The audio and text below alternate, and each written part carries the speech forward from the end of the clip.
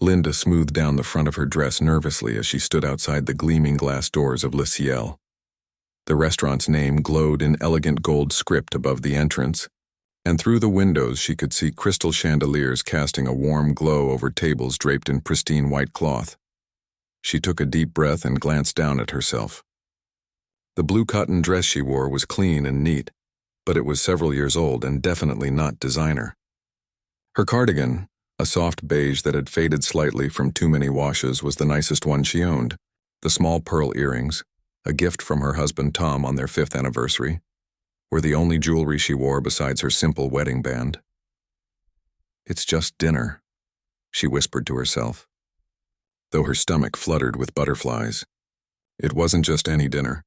It was their 15th wedding anniversary, and Tom had insisted on making reservations at the fanciest restaurant in the city, a place where celebrities and business moguls were regularly spotted.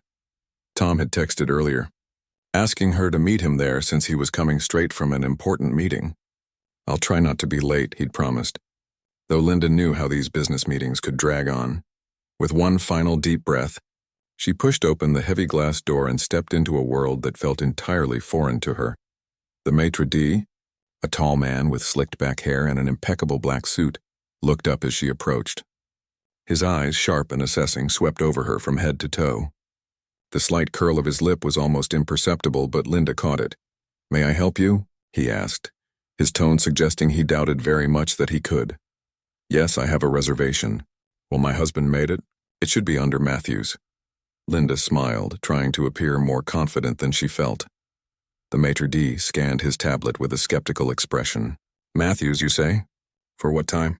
7:30. He scrolled further, his eyebrows raised as if he couldn't possibly find such a reservation. Yes, here it is. Table for 2. The surprise in his voice made it clear he hadn't expected to find it. A couple dressed in designer clothes stood nearby, waiting their turn. The woman, dripping in diamonds, whispered something to her companion while looking directly at Linda. They both smirked, and Linda felt her cheeks grow warm. "Your party isn't complete yet?" the maitre d' asked, emphasizing the word party as if it were a joke. "My husband is coming from a meeting. He should be here soon." The maitre d' glanced at his watch. "We typically seat guests when all parties have arrived, especially during our dinner rush." Linda clutched her small handbag tighter. The reservation was for 7:30. It's 7:30 now. A few more diners had entered behind her, all dressed in clothing that probably cost more than Linda's monthly grocery budget. She could feel their impatient stares boring into her back. The maitre d' sighed dramatically. "Very well. I suppose we can seat you, though we may need to move you to a more suitable table when your husband arrives." The way he said husband made Linda wonder if he believed her at all. He gestured to a young woman in a black dress. "Natalie will show you to your table." Natalie's smile didn't reach her eyes as she picked up a single menu and led Linda through the restaurant. The space was stunning, with high ceilings, modern artwork on the walls, and that soft golden light making everything look expensive and magical. The tables were spaced far apart, giving diners privacy, and the low hum of conversation mixed with the gentle clinking of fine china and crystal. Linda followed Natalie, acutely aware of the eyes that tracked her movement. At one table, a group of well-dressed women around Linda's age paused their conversation to stare. One of them leaned toward the others, whispering something that caused them all to laugh behind manicured hands. Instead of leading her to one of the nicely positioned tables in the center of the restaurant, Natalie walked straight toward a small table tucked into a corner near the swinging doors to the kitchen. Servers rushed past every few seconds, and the harsh sounds of the busy kitchen leaked out each time the doors opened. "Here we are," Natalie said, placing the single menu on one side of the table. "Actually," Linda said softly, "my husband made this reservation weeks ago as a special occasion. Is there perhaps a table that's a bit quieter?" Natalie's smile tightened. "I'm afraid all our other tables are reserved for our regular customers. This is all we have available at the moment." Linda wanted to point out that they also had a reservation, but she simply nodded and took her seat. As Natalie walked away without offering water or any other courtesy usually extended to diners, Linda heard her whisper to a passing server, "Can you believe some people?" The server glanced at Linda and snickered. Linda opened her menu and nearly gasped at the prices. She and Tom weren't poor by any means. They lived comfortably in a modest home in the suburbs, but spending hundreds of dollars on a single meal was not something they did regularly. Tom had insisted, though. 15 years deserves something special, he'd said with that warm smile that still made her heart skip a beat after all these years. Can I get you something to drink while you wait? A waiter had appeared beside her table, his tone suggesting he'd rather be anywhere else. Just water for now, thank you. I'll wait for my husband before ordering. Of course. The waiter nodded and left without bringing the water. Linda checked her phone. No new messages from Tom. It was now 7:40. He was probably stuck in traffic or his meeting was running late. She tried not to worry as she sent a quick text. I'm here. Take your time. The group of women she'd passed earlier erupted in laughter again, and Linda couldn't shake the feeling they were laughing at her. One of them had her phone pointed in Linda's direction, and she wondered with a sinking heart if they were taking photos to mock her later. The minutes ticked by slowly. Linda sat straight-backed, trying to appear as if she belonged, though every instinct told her to flee, to return to the comfortable world she knew.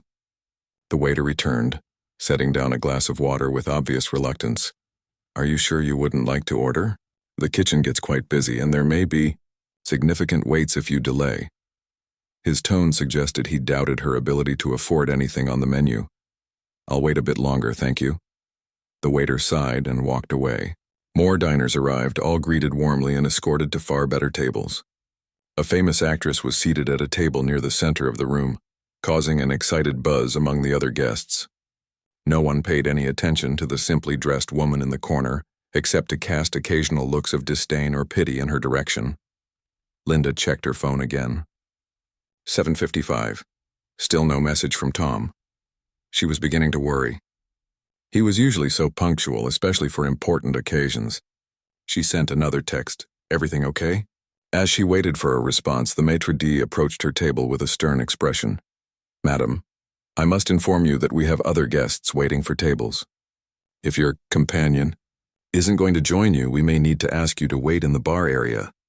Linda's cheeks burned with embarrassment. My husband is on his way. He's just running late. The maitre d' didn't bother hiding his skepticism. Of course. However, I should inform you that there is a minimum charge for dining at Le Ciel, regardless of whether you order or not. It's our policy for situations such as this. The implication was clear. He thought she was just there to experience the fancy restaurant without being able to afford it. Before Linda could respond, her phone buzzed with a message from Tom. Stuck in traffic. Terrible accident on the highway. We'll be there in 15 minutes. So sorry. Relief washed over her. My husband will be here in 15 minutes, she told the maitre d', showing him the message as proof. He sniffed dismissively. Very well. I'll inform your server. As he walked away, Linda heard him mutter, if this husband actually exists. She took a sip of her water and tried to ignore the stares and whispers around her. Despite the humiliation burning in her chest, she held her head high. She knew who she was, and in 15 minutes, everyone else would know too. What none of these people realized was that the simple woman they were all mocking had something they couldn't buy with all their money and designer clothes. Genuine love. And that was worth all the embarrassment in the world. The next 15 minutes stretched into what felt like hours for Linda. Every time the restaurant doors opened, she looked up hopefully, only to be disappointed when it wasn't Tom. The kitchen doors behind her swung open and closed repeatedly, each time bringing a gust of hot air and the clattering sounds of pots and pans, a constant reminder of her undesirable table location. Her waiter passed by several times, pointedly ignoring her. She had finished her water long ago, but no one had offered a refill. At nearby tables, other patrons enjoyed attentive service, with waiters hovering nearby, ready to fulfill their every need. The contrast couldn't have been more obvious. Linda checked her phone again. It had been 20 minutes since Tom's last message. She typed a quick text. Everything okay? Getting worried. The dots appeared immediately, showing he was typing. Traffic still terrible. Maybe another 15-20 minutes, so sorry, honey. Order something if you're hungry. Linda sighed and put her phone down. The group of well-dressed women she had noticed earlier were now openly staring at her. One of them, a blonde woman in a red designer dress, whispered something to her companions that made them all laugh loudly. The blonde then stood up and, to Linda's horror, began walking directly toward her table. "Excuse me," the woman said, her voice dripping with fake sweetness. "I couldn't help but notice you've been sitting alone for quite some time." Linda forced a polite smile. "My husband is running late. He should be here soon." The woman's perfectly penciled eyebrows rose. "Your husband? How nice." She glanced back at her friends who were watching the interaction with amused expressions. "We were just wondering if perhaps you had wandered into the wrong restaurant. Lucille isn't exactly—" She looked Linda up and down. "For everyone." Linda's cheeks burned, but she kept her composure. "Thank you for your concern, but I'm exactly where I'm supposed to be." The woman laughed, a tinkling sound that held no warmth. "Of course you are, dear. Enjoy your evening." With that, she sashayed back to her table, where her friends eagerly leaned in to hear what had transpired. Linda's hands trembled slightly as she reached for her water glass, only to find it empty. She took a deep breath and reminded herself that none of these people mattered. What mattered was celebrating 15 years with Tom. 15 wonderful years filled with love, laughter, and building a life together. The waiter finally approached her table again, his expression making it clear that he viewed her as an inconvenience rather than a customer. "It's been nearly an hour," he said, not bothering to hide his impatience. "We have other guests waiting for tables. Perhaps your husband has been delayed indefinitely?" Linda straightened her shoulders. "He's stuck in traffic. There was an accident on the highway." "How convenient," the waiter muttered just loud enough for her to hear. "Well, I'm afraid I must insist that you order something. As I mentioned, we have a minimum charge policy." "Fine," Linda said, opening the menu. "Could I please have a glass of water first?" The waiter sighed dramatically but nodded. After he walked away, Linda heard him complain to another server. "She's probably just looking for a free glass of water. I doubt she can afford anything on the menu." The words stung, but Linda refused to let them see how much they hurt. She studied the menu, looking for the least expensive item she could find. Even the simplest appetizers cost more than she'd typically spend on an entire meal. When the waiter returned with her water, he stood with his pen poised over his notepad, his entire demeanor suggesting he expected her to leave without ordering. "I'll have the garden salad." "Please," Linda said, choosing the least expensive starter on the menu. "Just the salad?" The waiter's tone was skeptical. "For now. I'll wait for my husband before ordering the main course." "Very well." He took the menu and walked away without another word. From the corner of her eye, Linda noticed the maitre d' and the restaurant manager having a hushed conversation, both of them glancing in her direction. The manager, a stern-looking woman in a tailored suit, nodded and began walking toward Linda's table. "Good evening," the manager said, her tone formal and cold. "I'm Patricia Reynolds, the general manager of Lucille." "Hello," Linda replied, already bracing herself for whatever was coming. "It has come to my attention that you've been occupying this table for nearly an hour, and your companion appears to be significantly delayed. My husband is stuck in traffic. There was a major accident on the highway." Patricia's expression made it clear she didn't believe a word. "I see. Well, Mrs. Matthews," Linda supplied, emphasizing the Mrs. "Mrs. Matthews," Patricia continued, "Lucille is one of the most exclusive dining establishments in the city. Our tables are reserved weeks, sometimes months in advance by our clientele." The way she emphasized clientele suggested Linda did not fall into that category. "While we understand that delays can happen, we also must consider our other guests." "I understand," Linda said quietly. "My husband made this reservation over a month ago for our anniversary. He should be here soon." Patricia glanced at Linda's simple dress and worn cardigan with poorly disguised disdain. "Perhaps you might be more comfortable somewhere else. I can recommend several more suitable establishments nearby." The meaning was clear. "You don't belong here." Before Linda could respond, her phone buzzed with another message from Tom. "Almost there. 5 more minutes. Love you." Relief washed over her. "My husband will be here in 5 minutes," she told Patricia, showing her the message. Patricia's lips thinned. "Very well. I'll give you 15 more minutes. After that, I'm afraid we'll need to free up this table for guests who have arrived for their reservations." As Patricia walked away, Linda heard her mutter to the maitre d', "Make sure the kitchen knows not to rush her salad. I doubt this husband is real. and we'll be asking her to leave soon enough. Linda's salad arrived moments later. It was tiny, just a few lettuce leaves with a drizzle of dressing, yet it cost more than she would typically spend on an entire meal. She picked at it slowly, trying to ignore the stares and whispers around her. The blonde woman and her friends were still watching Linda, occasionally taking photos with their phones and laughing. Linda wondered if they were posting these pictures online, mocking the simple woman who dared to enter their exclusive world. The thought made her stomach tighten with anxiety. 35 minutes and still no husband, she overheard one of them say loudly enough for her to hear. Should we start a betting pool on whether he exists? Maybe she saw this place on social media and just wanted to pretend she could afford it, another replied. Linda kept her eyes down, focused on her salad. She wouldn't give them the satisfaction of seeing how much their words hurt. Tom would be here soon, and none of this would matter. Still, the humiliation burned through her, leaving her feeling small and out of place. The maitre d' approached her table again, his expression smug. Mrs. Matthews, it's been over an hour now. I'm afraid we must insist. He was interrupted by a commotion at the restaurant entrance. Linda looked up hopefully, but it wasn't Tom, just another group of wealthy patrons arriving. Her heart sank. The 15 minutes Patricia had given her were almost up. Linda's phone remained silent. No new messages from Tom. She began to worry that something had happened. It wasn't like him to be this late, especially not for their anniversary. Patricia appeared at her table again, this time accompanied by 2 staff members. Mrs. Matthews, I'm afraid your time is up. We need this table. Please, Linda said, her voice almost a whisper. Just a few more minutes, Patricia shook her head. I'm sorry, but we have guests waiting. Perhaps your husband got the date wrong. Or perhaps he's at another restaurant.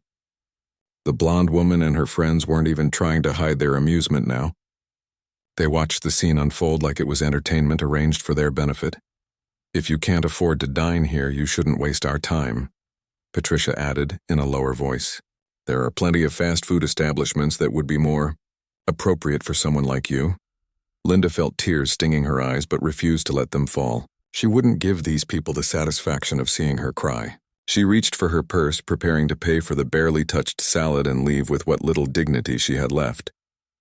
Just as she pulled out her wallet, the restaurant doors swung open. Linda looked up, hope flaring one last time. And there, scanning the restaurant with worried eyes, was Tom. Tom stood at the entrance, his tall figure commanding attention without trying. Unlike the other men in the restaurant who wore designer suits that screamed money, Tom was dressed in a simple but well-tailored navy suit. No flashy watch, no designer labels visible, just a man who carried himself with quiet confidence. His eyes searched the restaurant until they found Linda tucked away in the corner near the kitchen. His face lit up with a warm smile that transformed his serious expression, and he started walking toward her, completely ignoring the maitre d' who rushed to intercept him. Sir, do you have a reservation?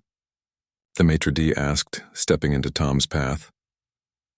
I'm meeting my wife, Tom replied simply, sidestepping the man and continuing toward Linda.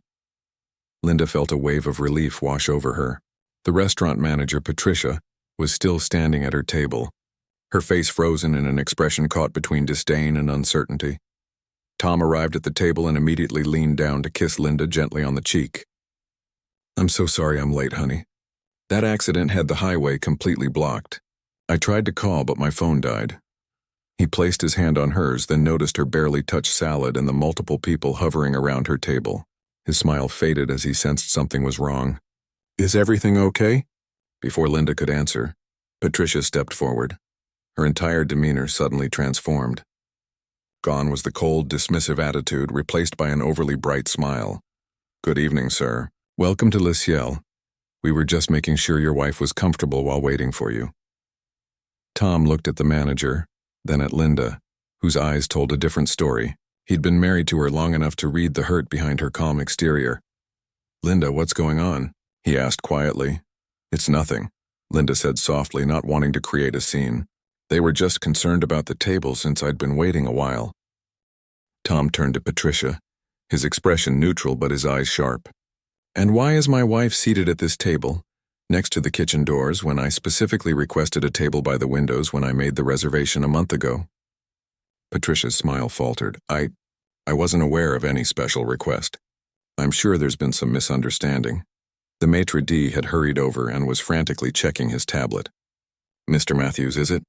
I do see a note here about a window table. This is most unfortunate. We can move you immediately. Tom looked around the restaurant, noting the stares from nearby tables, particularly from a group of women who weren't even trying to hide their interest in the unfolding situation. He turned back to Linda. Have you been treated well while waiting for me? He asked directly. Linda hesitated, torn between her natural tendency to avoid conflict and her hurt at how she'd been treated. They've been busy, she answered diplomatically. Tom studied her face for a moment, then nodded slightly, understanding what she wasn't saying. He turned to the manager and waiter, who were now hovering anxiously. I'd like to speak with the owner of this restaurant. The owner isn't on the premises tonight, Patricia said quickly. But as the general manager, I assure you I can address any concerns. I see, Tom replied, his voice level but carrying an edge of steel. Then perhaps you can explain why my wife looks upset. Why she's been seated at the worst table in the restaurant despite our specific reservation request, and why her water glass is empty. The blonde woman who had mocked Linda earlier was now whispering urgently to her friends, their expressions shifting from amusement to concern as they watched the interaction. They clearly sensed that they had misjudged the situation badly. Sir, I apologize for any misunderstanding, Patricia said, her voice taking on an almost pleading quality. Allow us to move you to our best table immediately. Linda watched the transformation with a mixture of satisfaction and discomfort. While part of her felt vindicated seeing the staff who had humiliated her now scrambling to make amends, another part felt embarrassed by the attention. Tom seemed to sense her discomfort. He took her hand and squeezed it gently. What would you like to do, honey? It's our anniversary. This night is about us. We can stay or we can go somewhere else. It's completely up to you. The entire restaurant had fallen into a hush, everyone straining to hear what was happening. The blonde woman and her friends were now pointedly looking away, suddenly very interested in their meals. Linda looked up at Tom, drawing strength from his presence. For the first time since arriving at the restaurant, she felt like she belonged, not because of the fancy surroundings, but because she was with someone who valued her. I think I'd prefer to go somewhere else, she said quietly. Tom nodded and helped her up from her chair. How much for the salad? He asked the waiter, who had been standing frozen nearby. No charge, sir, the waiter stammered. It's on the house. I insist on paying for what we ordered, Tom replied firmly, taking out his wallet. The waiter looked to Patricia, who nodded quickly.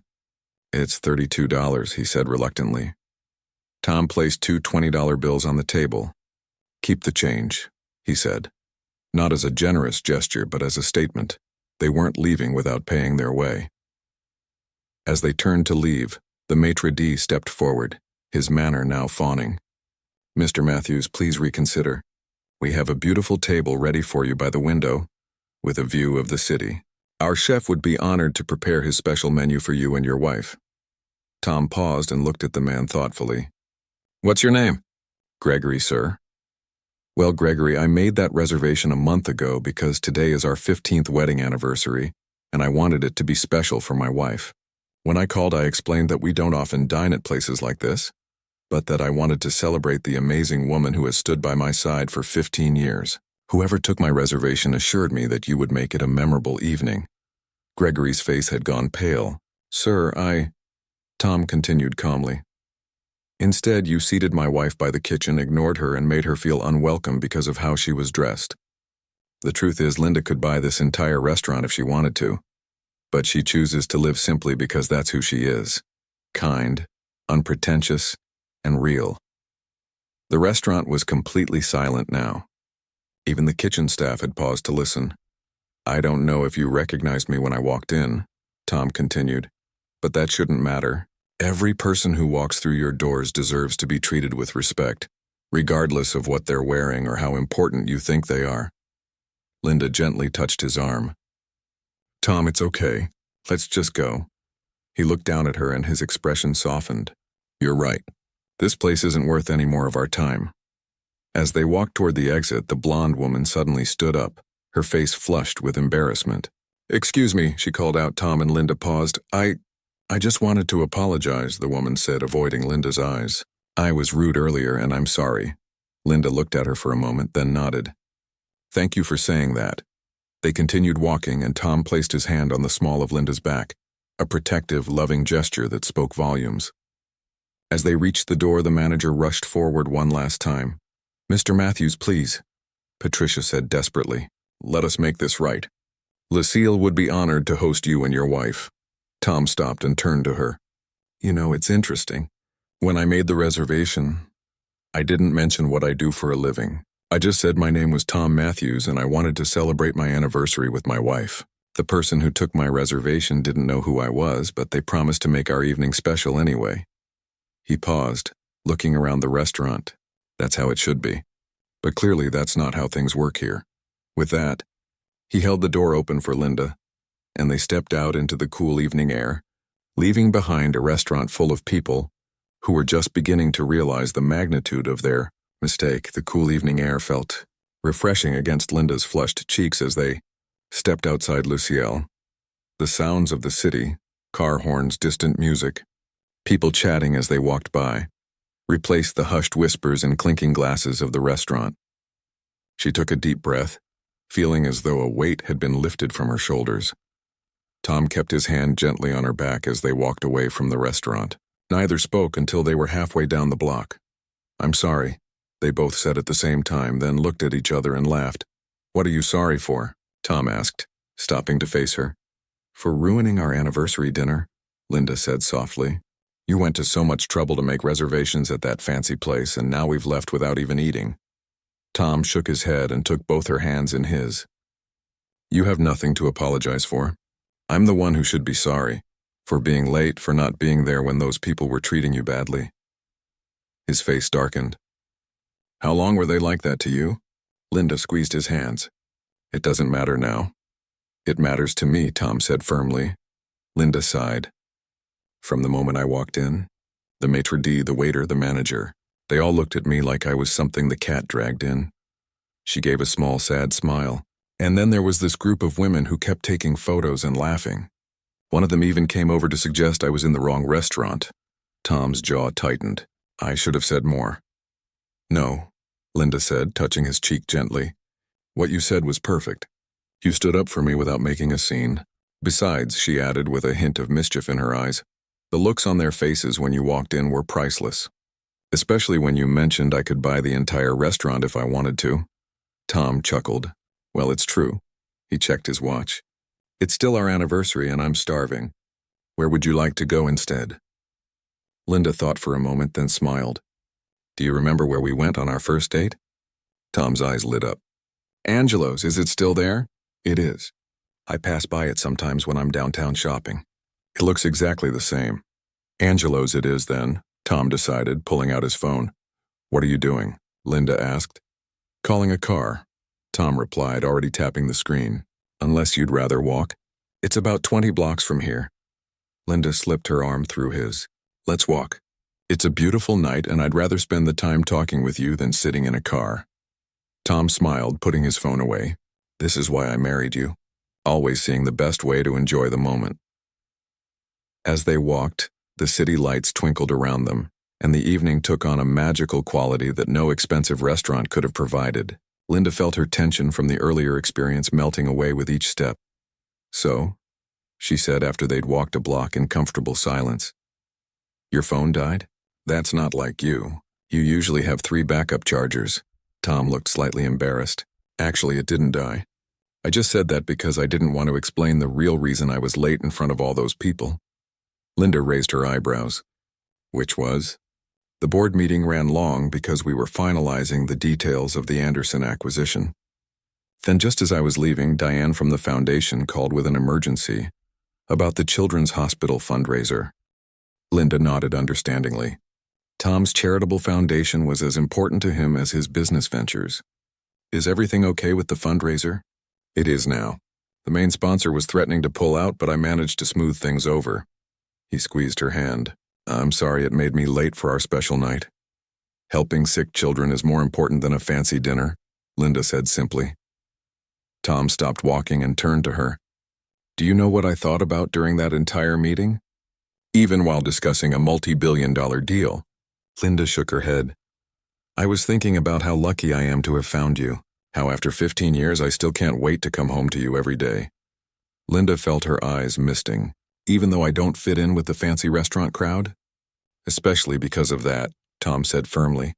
You know, half the wives of the men in that boardroom today have never worked a day in their lives. They spend their husband's money on designer clothes and plastic surgery, and they're still not happy. He brushed a strand of hair from her face. But you volunteer at the animal shelter. You teach art to kids in the community center, and you still insist on managing our household budget like we're living on my old teacher's salary. Linda smiled at the memory. When they'd first met, Tom had been a high school math teacher with big dreams but a modest income. She'd fallen in love with his kindness, his intelligence, and his quiet determination, not with any expectation of wealth. I liked our life then, she said honestly. I know you did, and when my app took off and everything changed, you stayed exactly the same person. He kissed her forehead. That's what those people back at the restaurant couldn't see. They were so busy judging you by your clothes that they missed the most beautiful thing about you, your heart.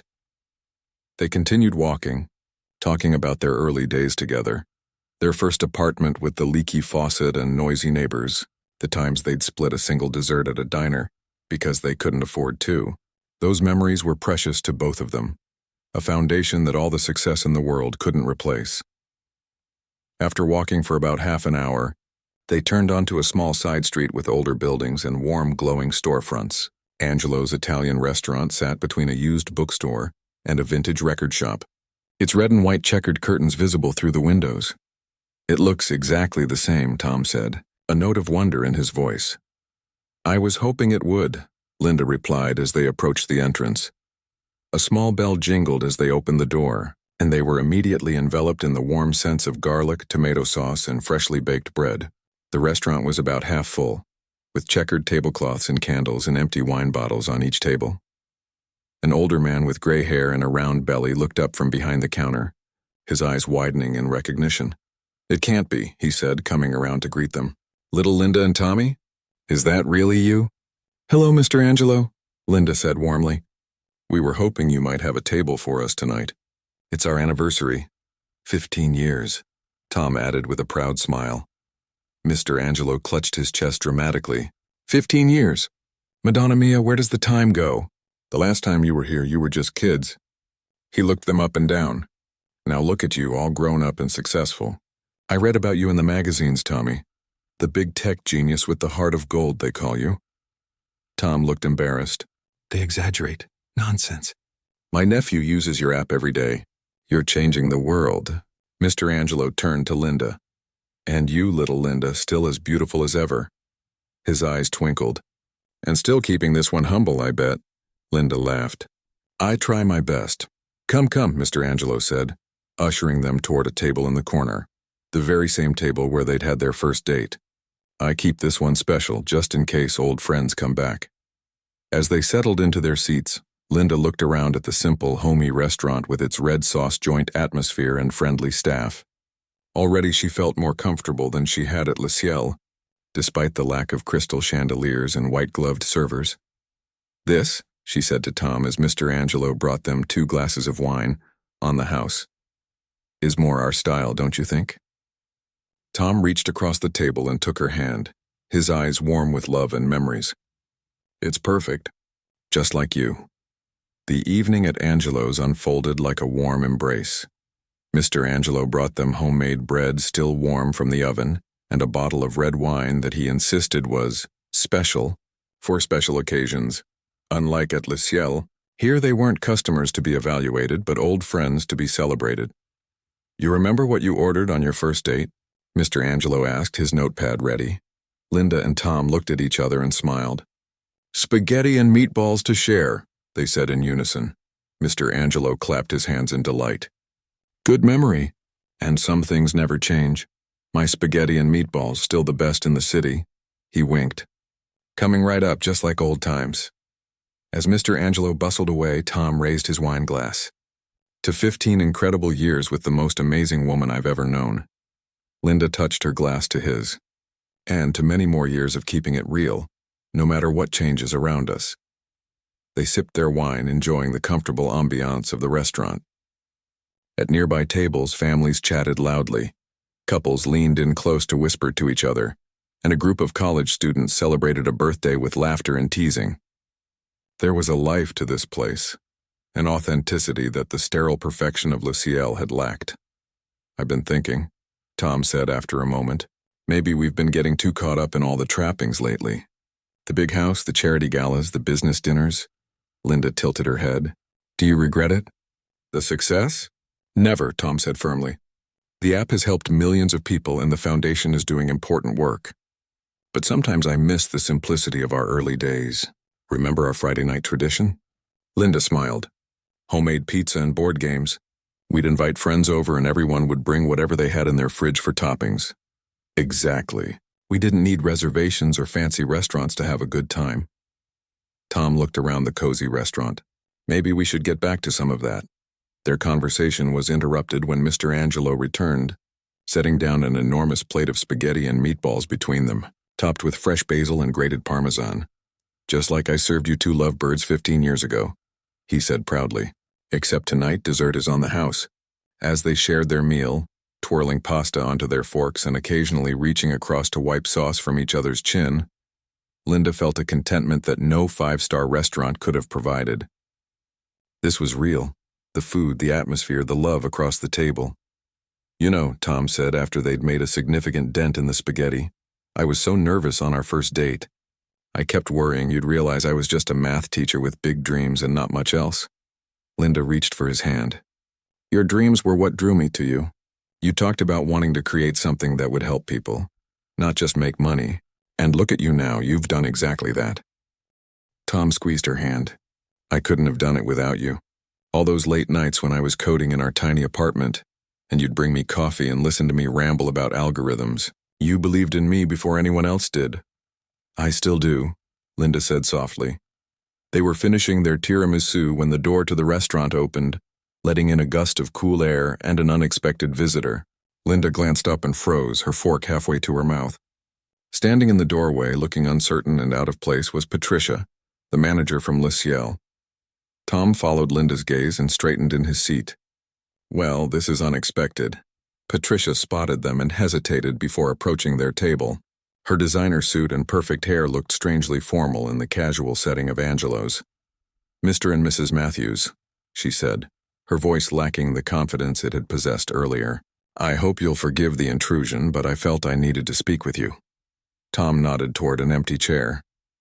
"Would you like to sit down?" Patricia seemed surprised by the offer but sat gingerly on the edge of the chair. "I wanted to apologize for what happened at Luciel tonight. There's no excuse for how you were treated, Mrs. Matthews." Linda noticed that Patricia's eyes were now directly on her, not looking past her or through her as they had at the restaurant. "After you left," Patricia continued, "I realized who you both were. Not just that Mr. Matthews is a successful entrepreneur, but that you're Linda Matthews, the founder of Artreach." Linda was taken aback. Her community art program for underprivileged children was important to her, but it wasn't exactly front-page news. "My niece attends your program," Patricia explained, seeing Linda's surprise. "She's 12 and has always struggled in school. But your art classes, they've changed her.